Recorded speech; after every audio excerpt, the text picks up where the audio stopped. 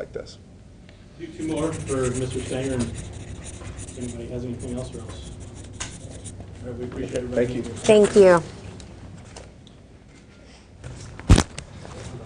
And that was County Executive Steve Stanger just finishing up about a 25-minute news conference. It started off with St. Louis County Police Chief John Belmar speaking to all of us. So right off the bat, for any of you who are just joining us, might have heard the news this morning that 2 police officers were shot overnight. I want to go ahead and explain right now their conditions. We have learned that the Webster Groves officer was actually shot right here in the cheek, and right now the bullet that hit him is lodged behind his ear. The other officer is from St. Louis County. We understand he had a through and through shot, meaning he was hit right about here in the shoulder, and the chief described it went out through the right side of his back. The chief said he had a chance to speak to the officers both when they got to Barnes Hospital last night.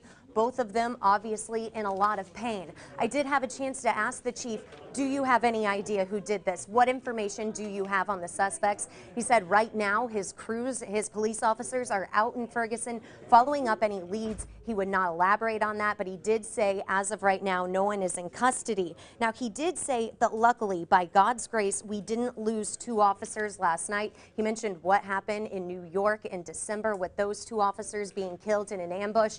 An ambush is exactly the word he used to describe what happened last night. He said that they believe those shots came from about 125 yards away. He says the officers saw the fire coming off of the muzzle of the guns. They think it was a pistol or a handgun. They do say they have recovered a couple of shell casings. From what we understand, it does sound like 4 shots might have been fired. 2, of course, hit those officers. So what do we do now? How do we move forward? That is the big question that is going to be asked over and over throughout the day. Someone, though, did have a chance to ask the county executive, do you see this as a setback in the healing process happening in Ferguson? He says no. He does not see it as a setback, but obviously his heart goes out to those officers, the families of them. But you can depend on News 4 to stay on this story all day. When we do have any updates, we'll let you know on air and online at KMOV.com. Back to you guys. You can depend on News 4 thanks to reporters such as Laura Hettiger, who started reporting on this in the moment after the 2 officers were shot. About what happened overnight and how he plans to move ahead. News 4's Laura Hettiger has been following the story overnight. She was live at the press conference a little earlier this morning, and she's live right now at County Police Headquarters. Still a developing situation, right, Laura?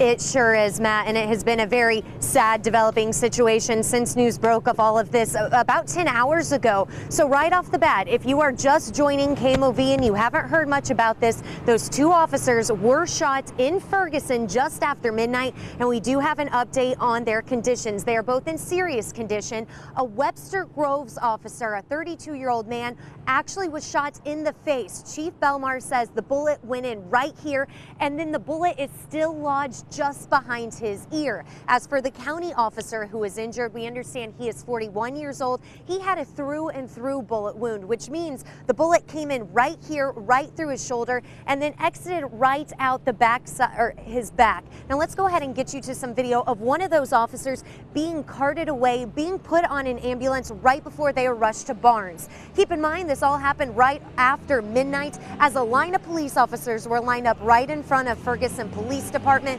We understand that there had been a large crowd throughout the night, actually at one point about 150 protesters. But when all of this started to escalate around midnight, that crowd had dwindled about 50 to 75. County Police Chief John Belmar says they are confident at least 4 shots were fired from about 125 yards away. Amazingly, those officers, considering where they were hit, especially in the upper body and in the face, are going to survive. It sounds like serious condition, but the county police chief admitted it could have been much worse. Go ahead and take a listen. Ladies and gentlemen, we were very close to having happened what happened in NYPD with Officer Ramus and Officer Liu. We could have buried 2 police officers next week over this. Now, just within the last minute since I have been on the air, I did just get confirmation from St. Louis County Police that there is a SWAT investigation going on in Ferguson. Our Mike Colombo is at that scene. I can confirm that SWAT investigators are in Ferguson in relation to the investigation on who shot those 2 police officers overnight. When we do get more information, we will let you know. Claire and Matt, we'll send it back to you guys. Thank you very much, Laura. Interesting developments, especially considering that Chief Belmar was asked about any potential suspects. And if there's one thing he shied away from commenting on a little bit in that press conference, it was probably that. He said, Our live team coverage, Kelly Davis and Mike Colombo are in Ferguson. Laura Hettiger is in Clayton, and we begin with Mike Colombo with breaking news just north of downtown Ferguson, reporting on this story all throughout the night and continues our team coverage live from Clayton. Laura?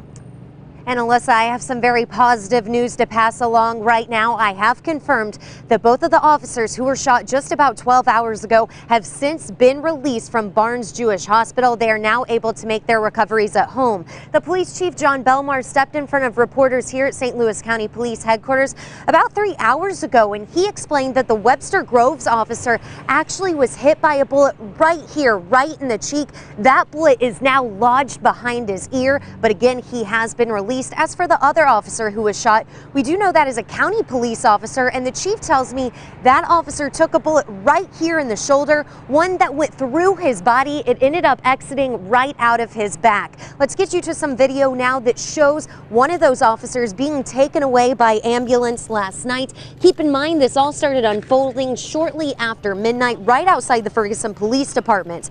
The county chief says police believe 4 shots were ultimately fired from 125 yards away, and he admits things could have been much worse. We're lucky, by God's grace, we didn't lose 2 officers last night. And I have been in constant contact with St. Louis County Police for the last 12 hours. In fact, I just got another text from one of those officers. They do say that they have been speaking to people this morning. They will not comment on if anyone is in custody or anyone has been arrested. As soon as we do get updates on that, though, we will let you know. For now, let's send it out to Kelly Davis, who is near the Ferguson Police Department.